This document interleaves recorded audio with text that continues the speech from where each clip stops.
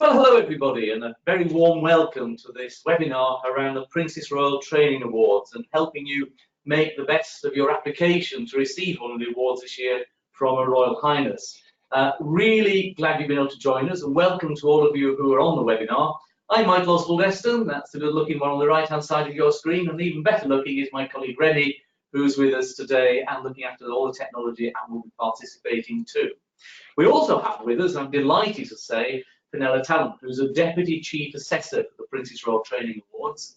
And Fenella is part of the team of assessors who will be looking at all the applications and doing the initial assessments and the validation visits and helping the Chief Assessor present to the commissioners as to who ought to receive this highly prestigious recognition of the Princess Royal Training Award 2020. So, what are we going to do during the course of this webinar? Well, obviously tell you all about the awards. We're going to tell you about 3 steps to make the most of your application, help you understand the timeline and the deadlines that you have to adhere to, share some top tips, and of course, answer any questions that you might have. And if you look on the right-hand side of your screen, you will see that you have the opportunity to type questions. And then when we get to the end of the presentation, we will look at the questions and answer them. Obviously, we're very happy to answer questions between now and the deadline for applications, and we'll give you some details of who you can talk to, who you can email, who you can ring, and how you can help engage with us, so we can help you make the most of your application and hopefully gain recognition through these Royal Awards. Well, why do we do this at the City and Guilds Group? City and Guilds is all about helping people develop their skills that will enable them to be economically successful, whether they're individuals, whether they're organisations, or indeed whether they're nations. We've been around for 141 years doing exactly that. We're a Royal Charter body. We engage through a whole range of different parts of the City and Guilds Group with people globally. We operate in about 80 countries around the world, and we're delighted that as a Royal Charter body, we have royal patronage through the Princess Royal, who's a very active supporter of the work that we do and a very active supporter of these awards, in fact. So this is very much part of our Royal Charter work. We are committed to helping people develop their skills. We're committed to helping people and organisations recognise when they reach levels of excellence in those skills, and we want to help you achieve one of these particular awards. So what are the awards? They are a robust but very accessible evidence-based awards which recognise the impact that training has both on an organisation and its people. They're robust, we make you work for your award, but they're accessible, and we do everything we can to help you access them. They are free to enter, so there is no fee to enter the awards, there is no fee for the ceremony at the palace, and what you have to do is put in time and effort and gather the evidence that you need to prove what you're saying to us. So we want to recognise when you achieve a standard of excellence, when you have addressed a challenge or seen an opportunity and trained and developed your staff to address those opportunities and challenges, and having done so, been able to show us the evidence of the impact that their training has had. Now, that training can be formal or it can be informal. It can be towards a qualification or not towards a qualification. It can take a few hours, a few days, a few months, whatever it is that's relevant to your organisation and to the challenge or opportunity that you've seen. Very much looking at what you've done within your organisation to address the opportunity that you've got within it. You don't have to have any relationship with City and Guilds or the City and Guilds Group. These are very much part of our Royal Charter work, very much part of helping UK PLC celebrate the very best training that's available, and more importantly, celebrate the impact of that training. Our assessors take a holistic view of your applications. We're not here to nitpick, we're here to catch you in and not catch you out. We're very much here to enable you to celebrate success and to gain recognition, and in fact to gain recognition from both the Princess Royal and from City and Guilds. So bringing those two names together, we are enormously proud that we have this opportunity to celebrate the very best. And in fact, you will join, if you gain the award, several scores of organisations over the last 4 years have achieved the standard required, and we are delighted to be able to do that. We know that getting an award has a significant impact, and we very much want to recognise the time and energy that you invest in applying for an award by making the process one which is both useful and even enjoyable. Even organisations who don't achieve the award in the first attempt report back to us that actually going through the process has helped them look at their training, look at the way they do it, look at the impact it's had, and use the template that we use the framework that we offer as a useful tool in its own right. So we're really pleased that people do that. One of the figures that I always like to pick out is this, that 50% of organisations who achieve the awards actually get more investment in their future training programs within their organisations. And as you'll know, when you approach the board and ask for more money and they go, well, why should we fund more training? If you're the training and development manager, you'll say, well, because we do a good job. And the board will say, well, of course you do. You'd say that. If you go to your board and say, the Princess Royal and City and Guilds say we do a good job, and we have the external validation of the impact of that training, that's a very powerful message to take to the board, but also to take back to your people and to the people you're trying to recruit, demonstrating that you have that interest, that investment in your people, investment in their futures and your future as an organisation is a really powerful narrative and very much part of the ethos of what the Princess Royal Training are all about. So, moving on, these are some of the organisations who have achieved a standard of excellence. It is very much a standard and not a winner takes all. We're looking for organisations who challenge themselves and can present the evidence that they have achieved the challenge they've set themselves and that they are making an impact within their organisation. And you're not competing against each other, you're only competing against the standard that you set yourself. And that's why we can have organisations as diverse as the Royal Navy and the Clean Charity that works in prisons, providing prisoners with training in hospitality and catering to reduce reoffending. Very spectacularly reduce reoffending, in fact. It's why we can have organisations like River Island and John Lewis, and we can have College Cigar working with their staff to increase the standard of the staff within that college. Or why we've got the Red Carnation Hotel Collection, which is one of the world's finest and most prestigious hotel chains, alongside the National Museums of Northern Ireland. You are challenging yourself against what you sought to achieve through training your people, and we are looking for the evidence of the impact of that training. So, there are 3 steps that we want to share with you towards the application for an award this year. The application form is your opportunity to share your story with us. There's nothing in the application form that trips you up. We are trying to provide a template, we're trying to find a model that allows you to tell your story and to share with us your evidence in the clearest possible way. And interestingly, the assessors have no more in front of them when they assess you than we've put in front of you when you're applying for the awards. So there's no hidden agenda in this. We are looking to help you tell your story. And the awards are based around 3 hallmarks of evidence. And these hallmarks of excellence are: your organisation is genuinely committed to training and learning and development, and that's part of the DNA of your organisation. We want to know what the programme is that you delivered, why you chose to do that, what were you trying to address, what was a challenge, how did you design it, did you design it on your own, did you design it with a third party, how did you deliver it, was it done efficiently and effectively? And then thirdly, in many ways the most important, what impact did that programme have on your people and your organisation? And what evidence can you present to us for that impact? There are 2 critical documents that you'll find on the website, and you can download them and use them. One is the application planner, and that has the details, all the criteria and suggestions in it, and is the guidebook really to help you fill in your application form.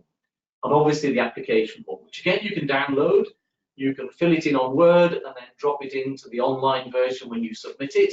or you can send us the Word version, we don't really mind.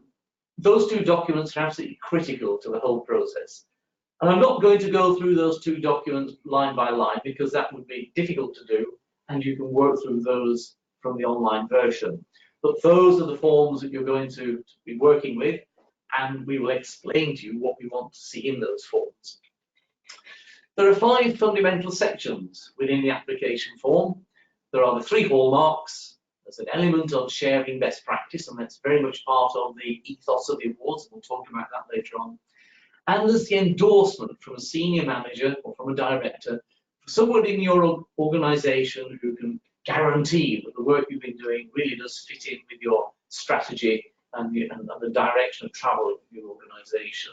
So that all looks fairly straightforward, really. We do ask you a few questions at the beginning about who you are, where have you heard about us, what part of the country do you come from, how big you are. Those have absolutely no bearing whatsoever on whether you get an award. They just help us aim our marketing. They help us make sure that we are having applications from the whole of the United Kingdom. We're really proud that we do reach every part of the United Kingdom. It also helps us see whether we're addressing small organisations, large organisations, public sector organisations, private organisations, education, and across all the sectors.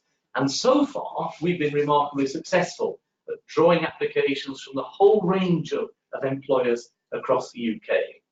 And these awards are very much about recognising employers for the training and development they do, either with their staff or with their volunteers. You may have noticed Macmillan Caring on that list. They upskill their volunteers, and then again, that's very important. The awards are not aimed at training providers delivering training to other organisations.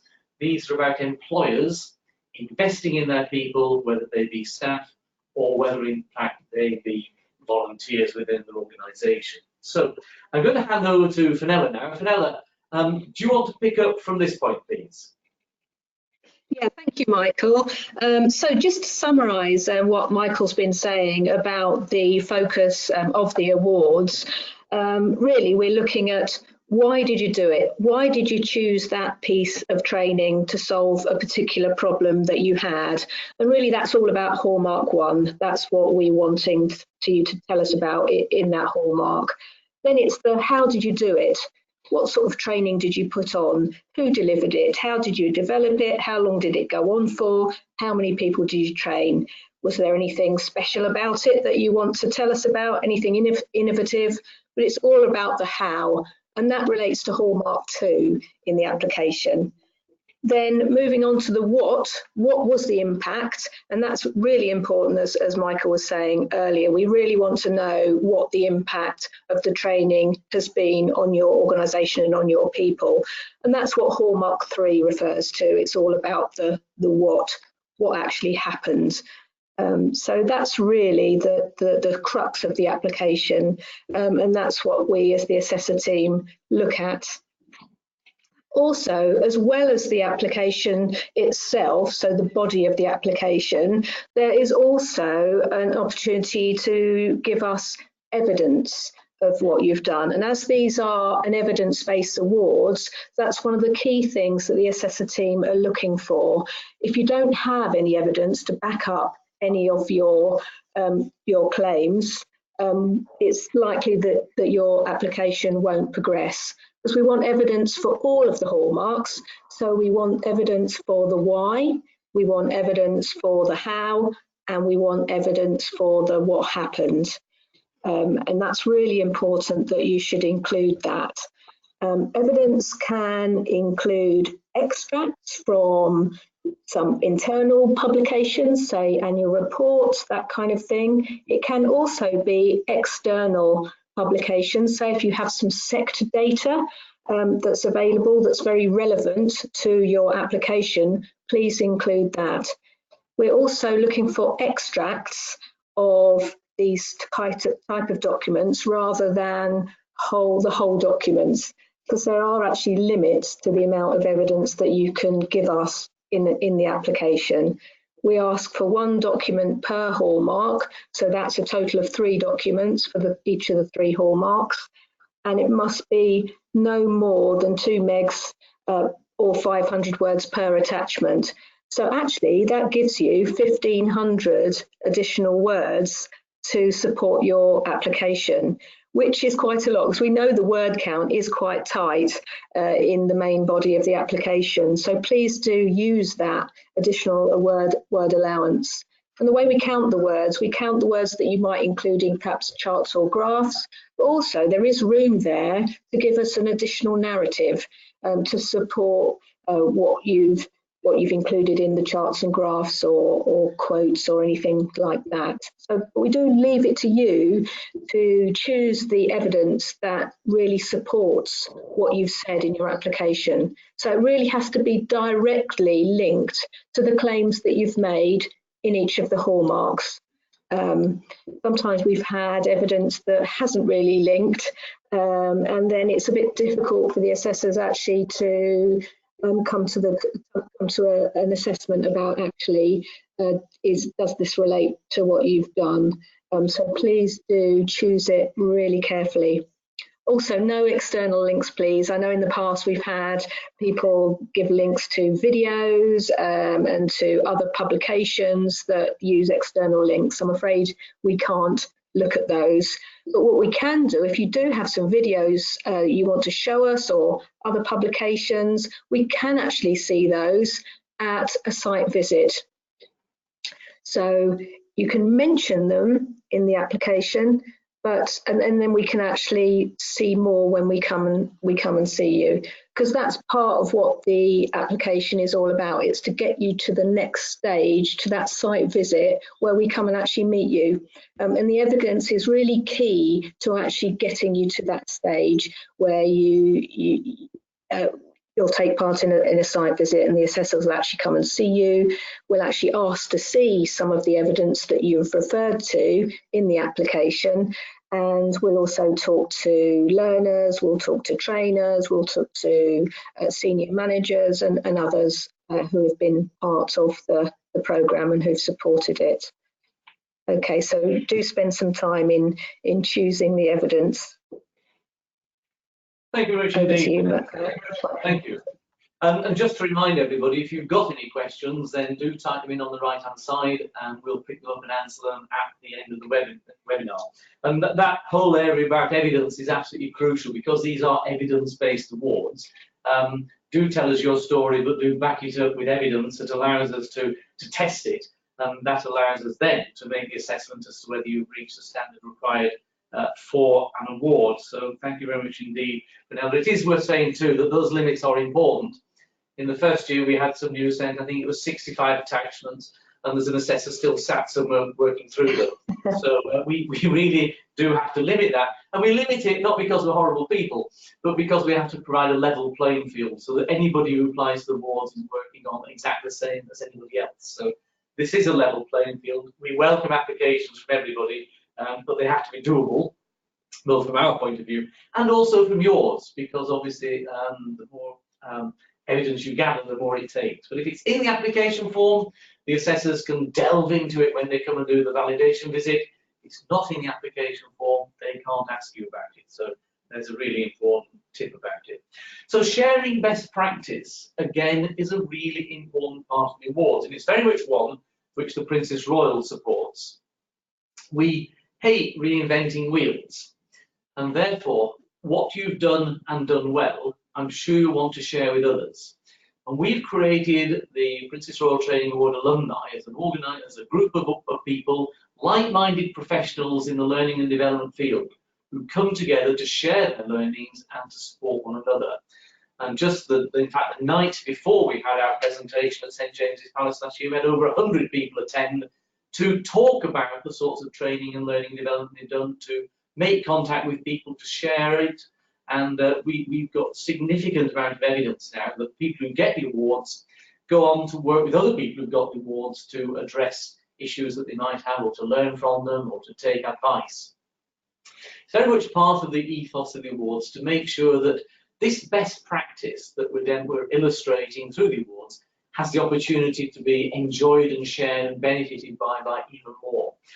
And in terms of being a recipient of a Princess Royal Training Award, I think it allows you to demonstrate that you're well ahead of the game either in your sector or in the size of organisation you are, or in the field that you work in. I think it allows those who have got the awards to be an inspiration to others, and it also allows you to raise your profile and your reputation too. And it doesn't hurt either when it comes to recruiting new staff to demonstrate that.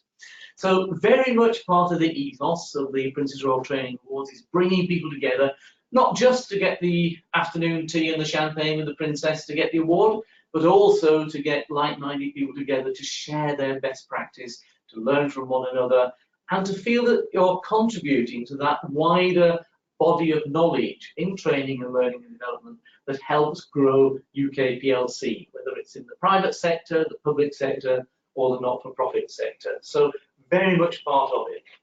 If you have that desire to learn and that desire to share, then the Princess Royal Training Awards are very much the awards for you.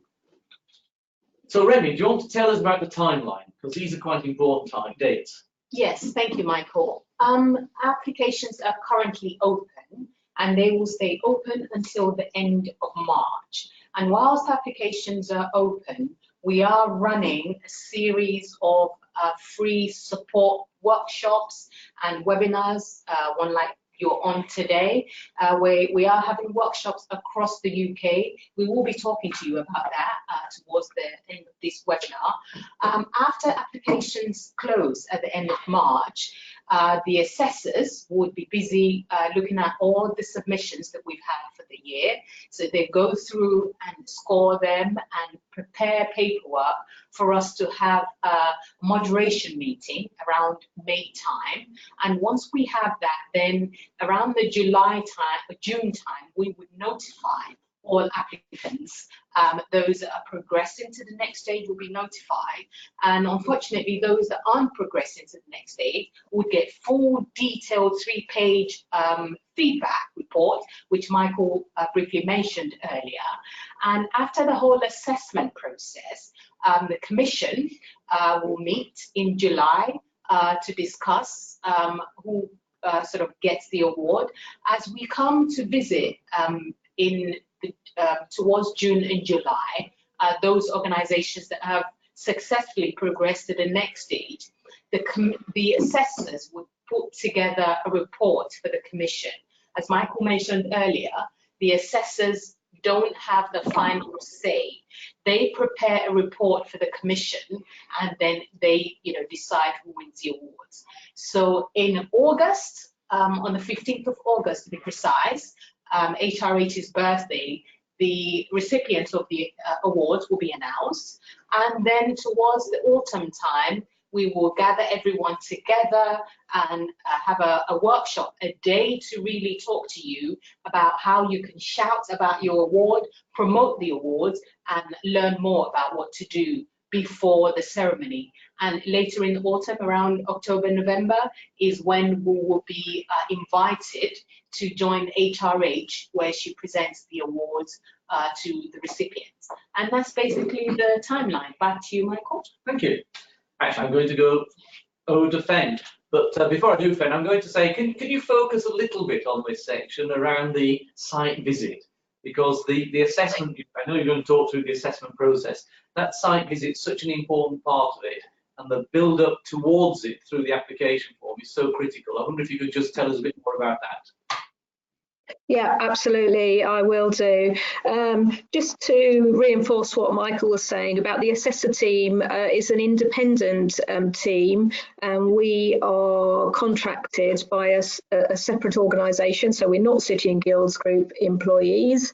We are independent, and we review all the applications when they come in at the end of March.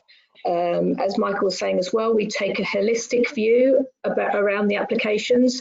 So each assessor will consider the whole of your application. So they will take a view of it. We don't divide up the different hallmarks. It will be the same assessor. So please don't repeat anything in your application, because it will be the same person who looks at it. So what we're doing, and as an assessor team, is we're recommending whether you should progress on to a site visit. So it's at that point when we look at the written applications, whether you get onto a site visit.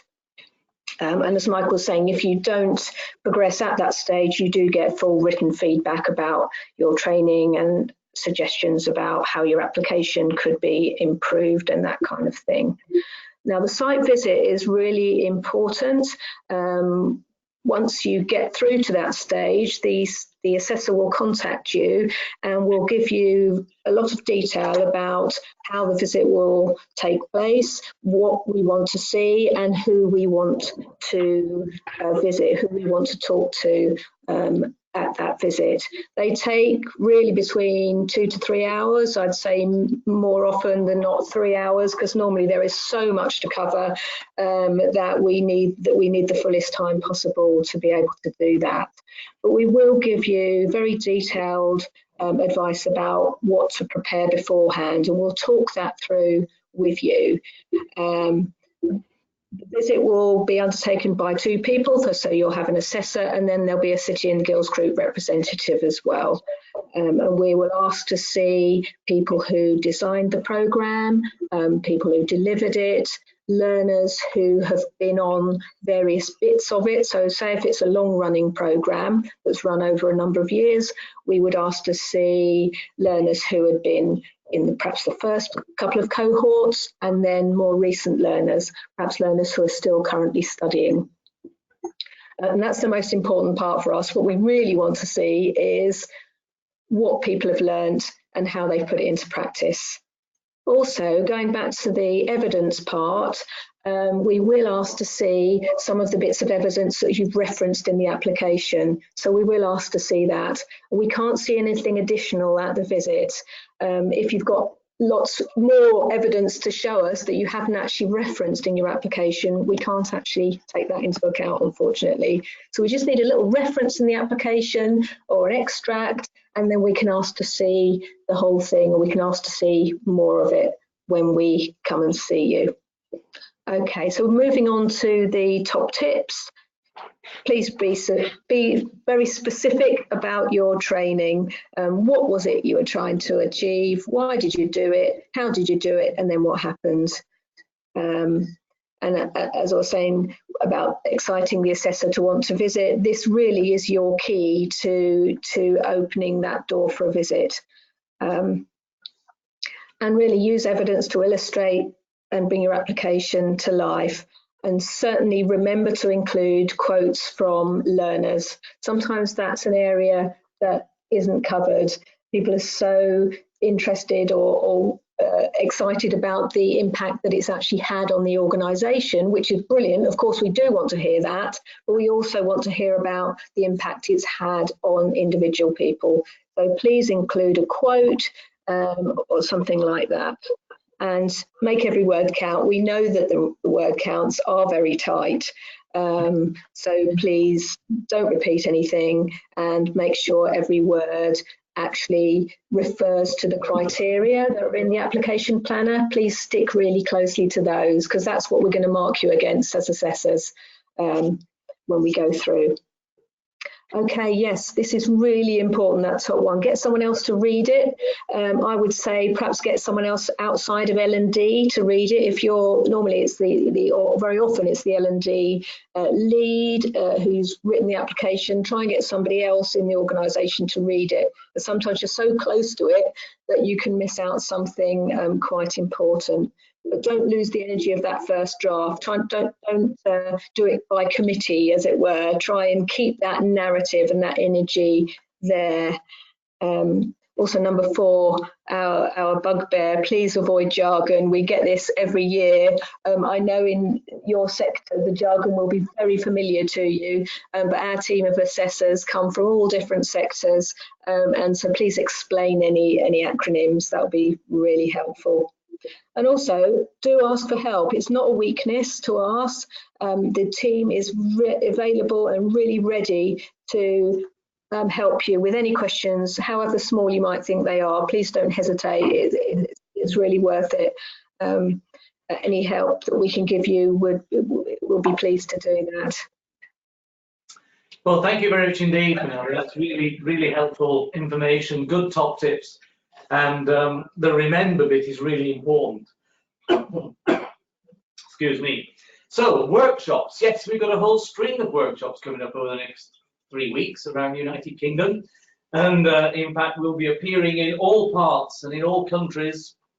And if you want to attend a workshop, please go to the website, have a look where they are, see if there's one near you, and come along. You'll be very, very welcome.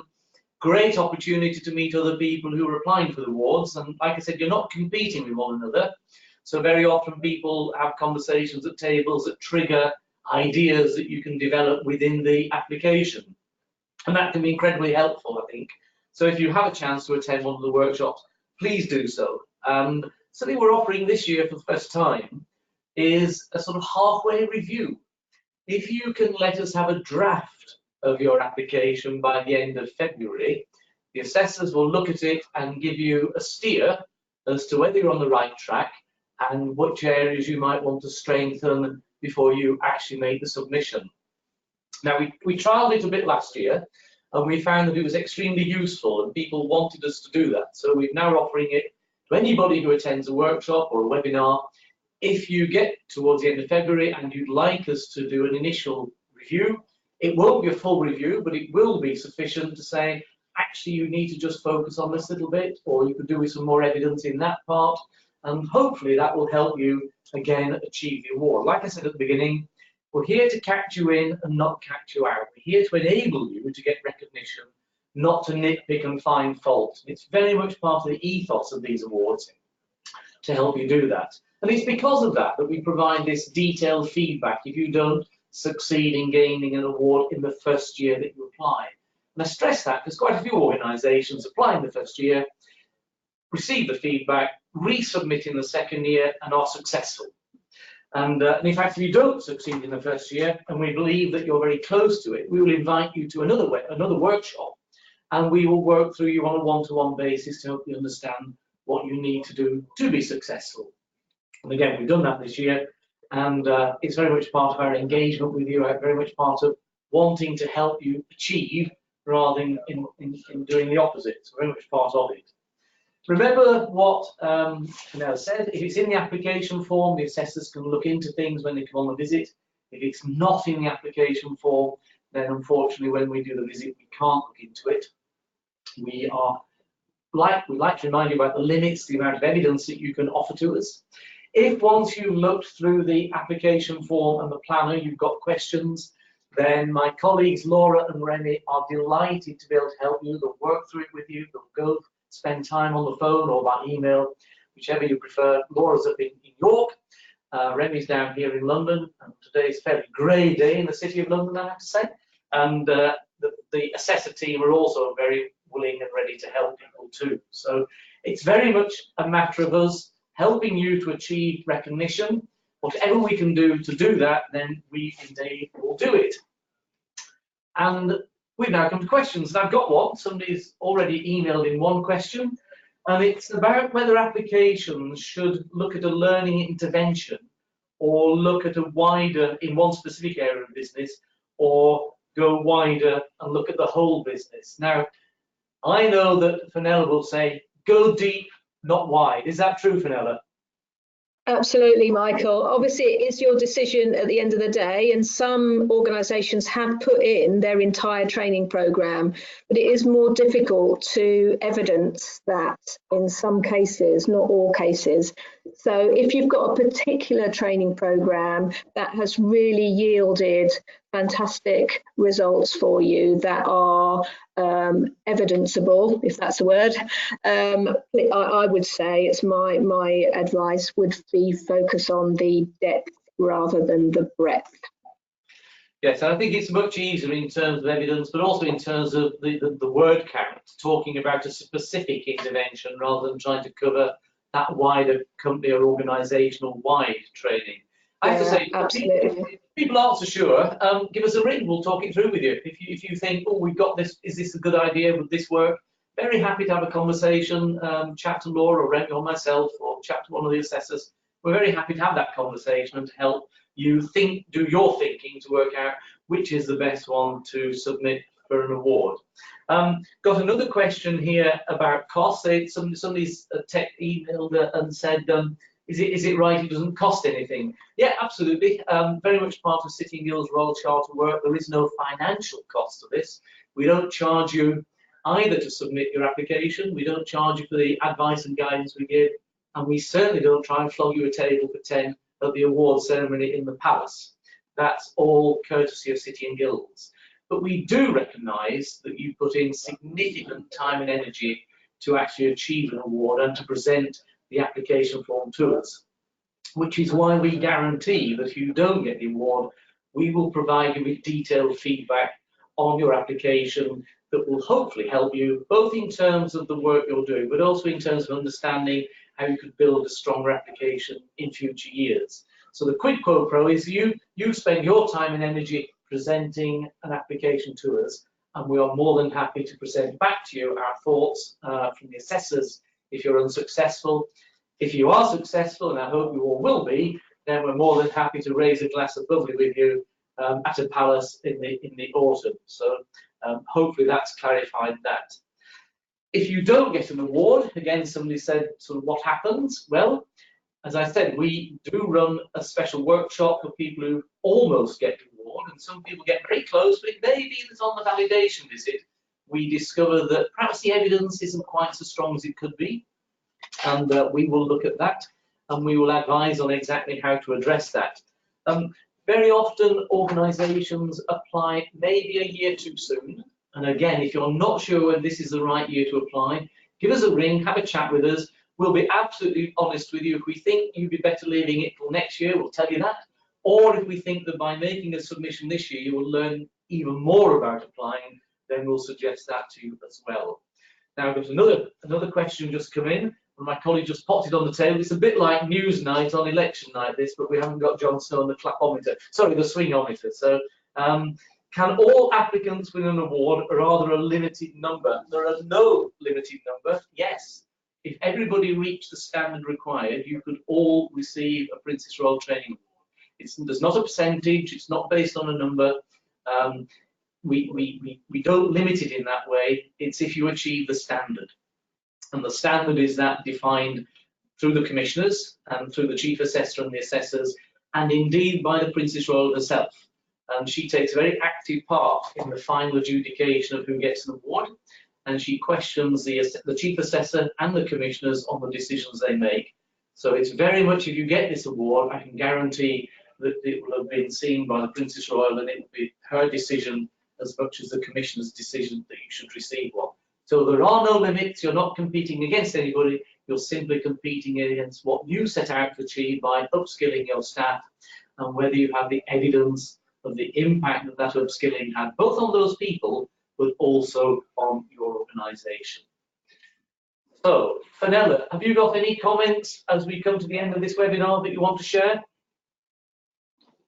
I think the point that you made about thinking about whether it's too early to apply or not, that is a really good question to mull over, because we do get quite a few applications that come through that perhaps still the training is still going on, and often you can find that when you're writing the application, actually it's quite difficult to find evidence to support Hallmark 3, so i.e. the impact perhaps hasn't had time to manifest itself. So think about that question. Is it too early, or ought I to think about waiting perhaps another year? Because we are going to be around next year. So if you do need to wait, which we've had organisations in the past who've said, yes, we have waited a year, and actually then they've been successful. It is, do mull over that question, I'd say. Thank you, Fenella. And you said earlier, don't be afraid to ask questions. It's not a sign of weakness. We did have one organisation who got the award last year who said they'd only wish they'd asked for more advice. It would have been a lot easier had they done. And we wish they'd have asked for advice too, to be honest. So if you want advice and guidance, give us a call. Remi and the team more than happy to do it. The deadline is, Remi? 31st of March, 2020. So the 31st of March is your deadline. Hopefully we may see you at one of the workshops between now and then. If you'd like us to look at your application early, send in a draft by the end of February, and the assessors will have a look and provide you with feedback on. Otherwise, I look forward to seeing you all at St James's Palace at the end of the year to receive your Princess Royal Training Award from Her Royal Highness the Princess Royal, the President of City and Guilds. So for now, that's the end of our webinar. May I thank you all for joining us, and we're really pleased that you've shown an interest in the awards, and we wish you well in your applications. Thank you and goodbye.